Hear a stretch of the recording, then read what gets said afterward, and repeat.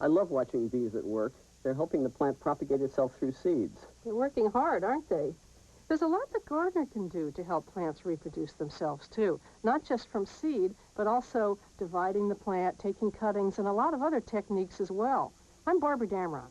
And I'm Elliot Coleman. And if you'll stay with us for the next half hour, we'll show you how to propagate plants without seed. We'll get some expert advice from the chief propagator at Garden in the Woods in Framingham, Massachusetts. On gardening naturally.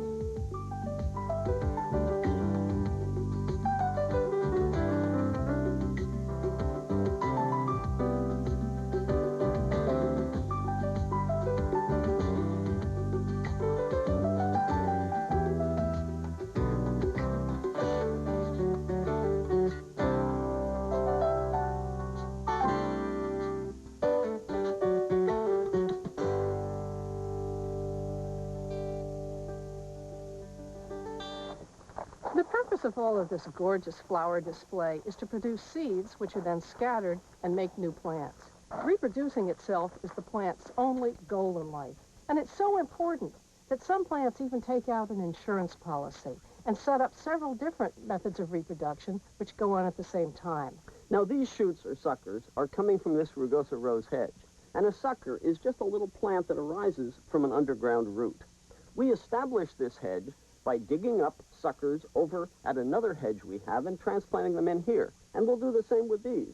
We'll dig them out with a little ball of earth and establish another hedge somewhere else on the property.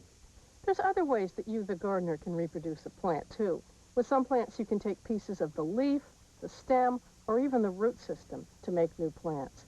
These are all called vegetative propagation, types of propagation not from seed. Now, to the beginning gardener, they may seem a little confusing or even intimidating, but they're not as difficult as you might think. And the best thing about them is if you have a favorite plant, when you reproduce it vegetatively, you get an exact copy. I recently paid a visit to my friend Heather McCargo, who gave me a refresher course in vegetative propagation.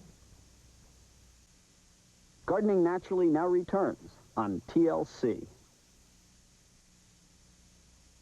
Heather McCargo is going to show us how she divides plants here at Garden in the Woods.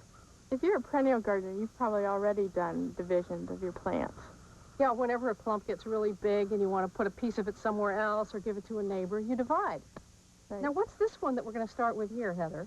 This is golden star creeper. It has a yellow daisy-like flower in the spring, and it's extremely easy to divide. So all I'm going to do is put this digging fork in here and lift it up. And then pull the plant apart. And you really don't need to be gentle. Just rip it apart. Yeah, just rip it apart. Now we can take these clumps and either give them to a friend or plant them somewhere else, and we'll go plant it over there. Okay. What time of year do you prefer to do this? I prefer to do it either in early spring, like late April, or late in the summer. Early September is a nice time of year to do it, actually. Because then you know what mistakes you've made in your garden and where you want to move things around. Yes. Would you, if it was a tall plant, though, would you be cutting it back? Yes, because there'd be so much transpiration with all that high foliage. I would. Now, this is a very typical root system for a perennial, fibrous rooted, with some of the others that are a little oddball. Show me some of the techniques you use for those. Okay, let's go look at some bloodroot. Oh, okay. Now let me dig up this clump of bloodroot so you can see what the roots look like and how we rip them apart.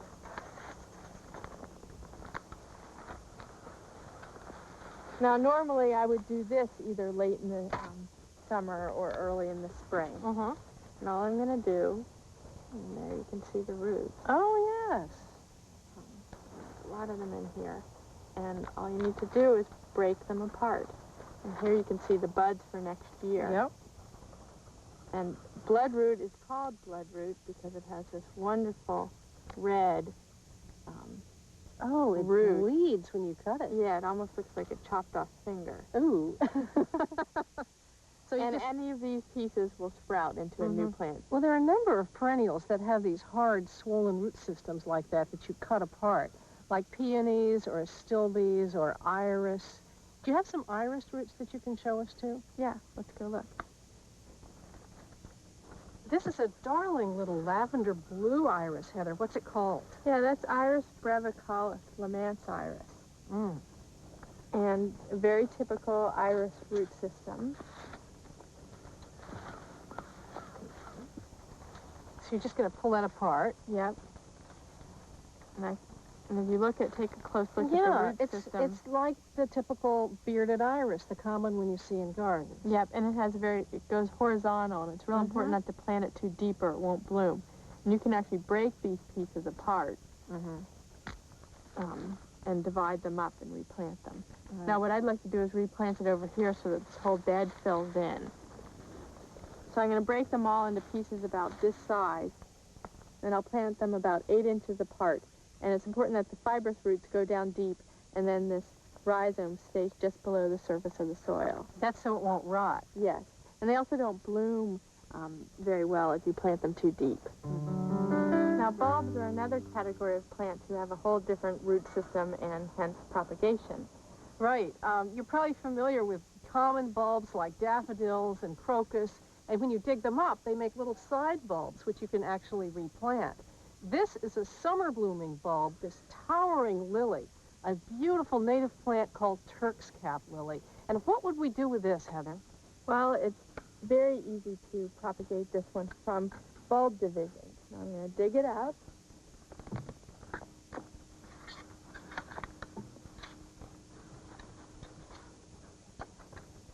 Now, this big one is the one that the flowering stem came from, and it won't actually bloom next year. And what I'll do is cut this stem off because we've just disrupted it in the middle of its growing season. Right. And this little side shoot will probably bloom next year. And I could give that to you to go home and plant in your garden. Goody, thank you. And this one that bloomed this year will not bloom for a few more years, so it's a good one to break the scales off and plant them in this bed. In a couple of years, there'll be a lot more plants. That's what happened in the rest of this bed. Ferns are easy to propagate at home, too.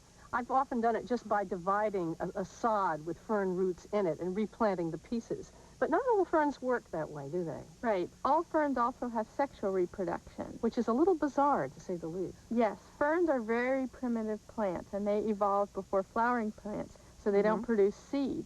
They produce what are called spore, which are the sexual organs which actually fall off the plant and then unite, perform the sexual act on the ground, and then a new fern reappears, separate from the mother plant. Now, this is a fern frond that is releasing its spores right now, and I had flipped it over onto this white piece of paper, and you can see little brown dust, and that's actually the spores. Now, to get them to germinate, I'm going to put them in a sterilized medium. This is commercial potting soil mixed with sand that's been moistened, and I put it in the microwave to sterilize it. Can I just use an oven if I don't have a microwave? Yes. Okay.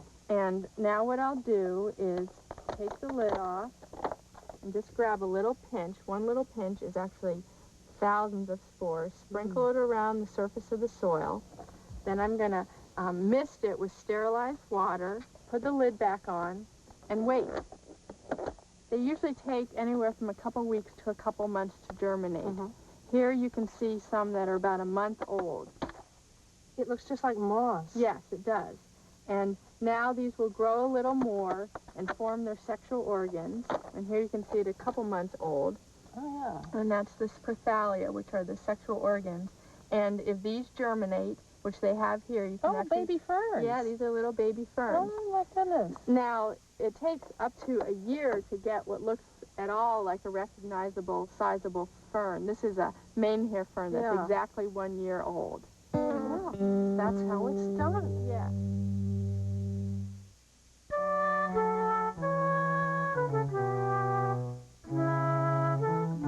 Sometimes crops benefit from having a second crop planted with them, which will come up a little sooner and give them better conditions for them to germinate. The protective crop is known as a...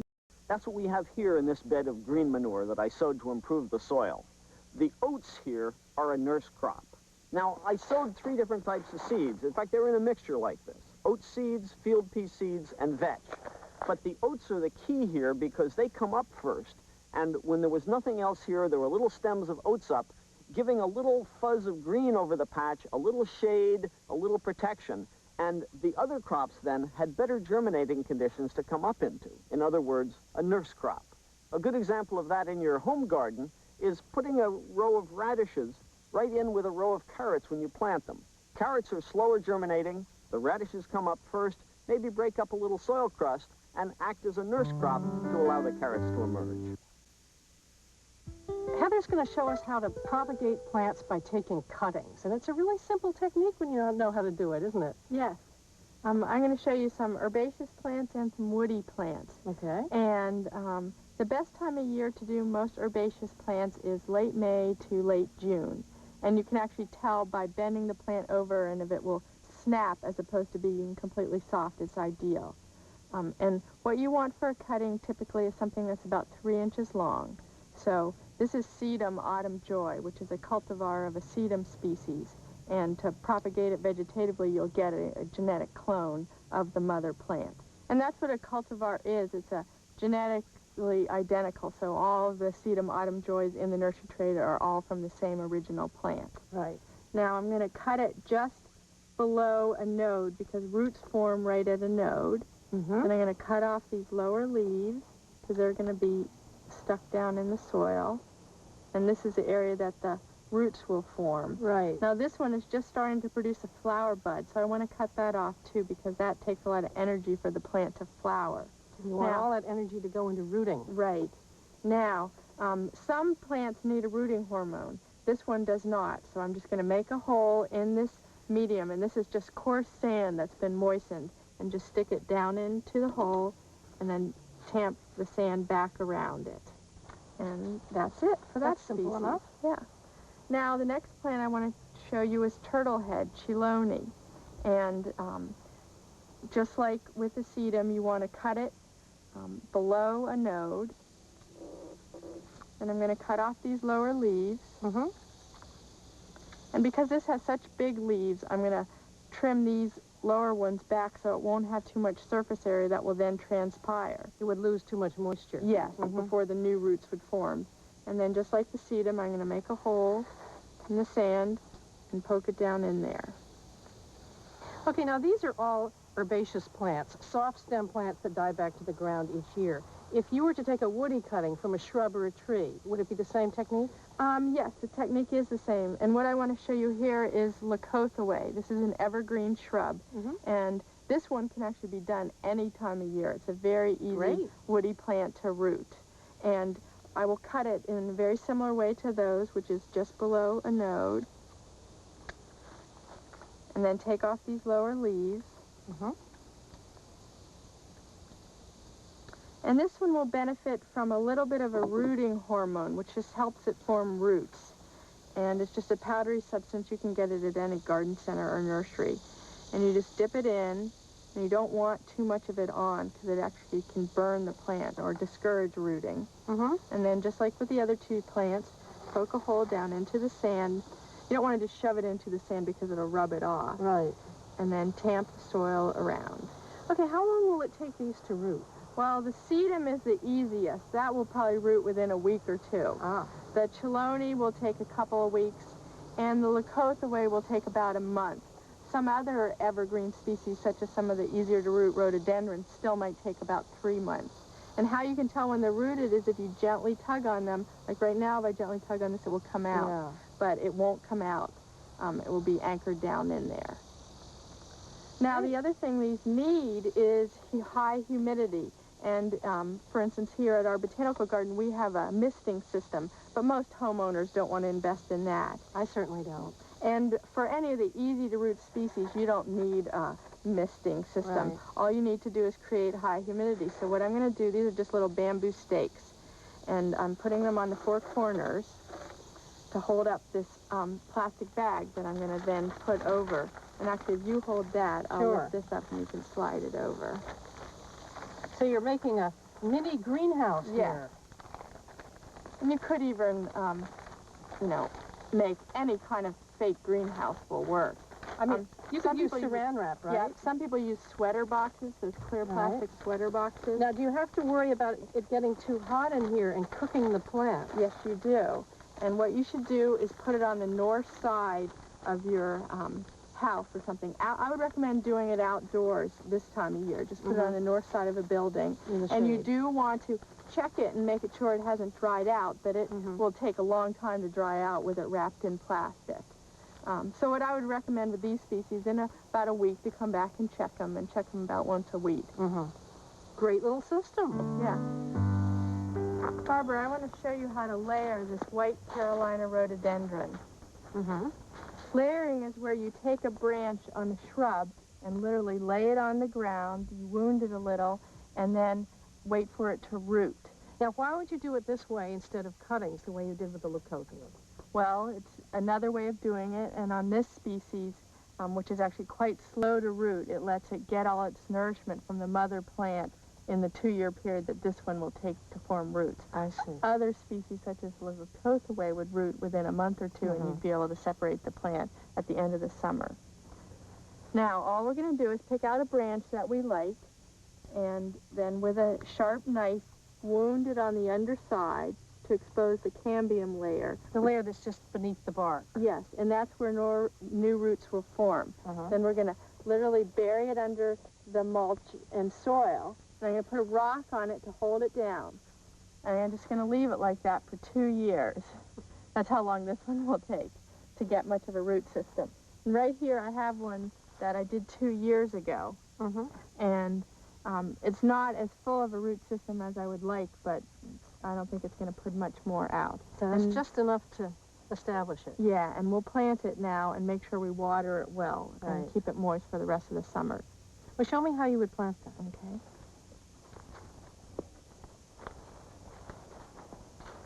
I see you've dug a long, skinny hole for this. Yes, the soil's already amended here with a lot of organic matter, and rhododendrons actually have surface roots. And so I've made the hole sort of in the shape of the cutting. So we wouldn't want to plant it vertically like this, which would put the roots down a foot in the soil, because that's not where rhododendron roots want to do. So you're actually planting it in the same position it was when it was being layered. Yes. And even though we've laid this in horizontally, the new growth will come up in a nice bushy shape. So we'll water it in and we're all set. Yep, and we'll keep it well watered all summer. I think it gets a little confusing when you have these plants that have so many different ways of propagating themselves in nature. You know, they'll set seeds, they'll send out elongated roots that send up new shoots, or if they're a bulb, they'll make side bulbs. How do you know which means to choose when you want to propagate them? But can you recommend some good ones? yeah, for woody plant propagation, my favorite is Michael Durr's Reference Manual of Woody Plant Propagation. And that covers all kinds of woody plant species. For herbaceous plants, I would say Lewis Hill's book, Plant Propagation, is also an excellent one. So those are ones I should have in my library. Yes, I refer to them all the time when I'm doing something I have never propagated before. Well, I've gotten a good start from you today. Thank you for sharing your bulb, and also for all that good information. Well, thank you for coming.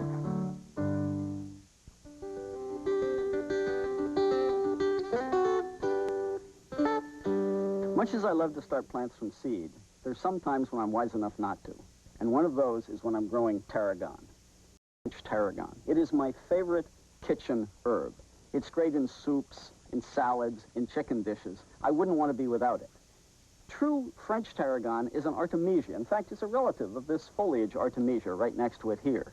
If you ever see seeds for tarragon, most likely, in fact, almost guaranteed, there's something called Russian tarragon, which is easy to grow from seed, a very vigorous plant, but it doesn't have the flavor that everybody grows tarragon for.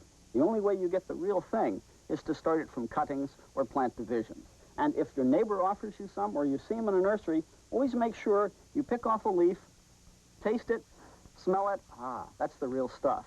Nothing's worse than being caught in the kitchen with a false tarragon. This is clethra.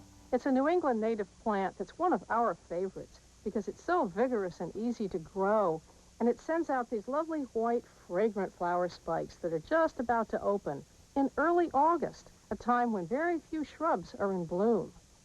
Now, one of the things you have to realize about clethra is that it moves. You get a bush this size, and over the years, it will send out suckers that will creep eventually across this path and probably into the flower garden as well. So we have to think about a little maintenance with this bush and get rid of these suckers when they start to become a nuisance. Now, I always like to turn negatives into positives. This isn't maintenance, this is propagation. We really like these bushes. So, when I dig out these suckers, what I'm doing is getting ready to plant more of a clethra hedge. I take my foot on the spade and I just chop down hard along this edge here, between the little sucker and the bush. And the whole idea is to get it out of here with a nice little ball of earth around it that will be part of this little clethoret transplant when I take it out of here. And when I get it cut, I can just lift out a nice ball of earth with the clethora roots in there, and I get everything I need.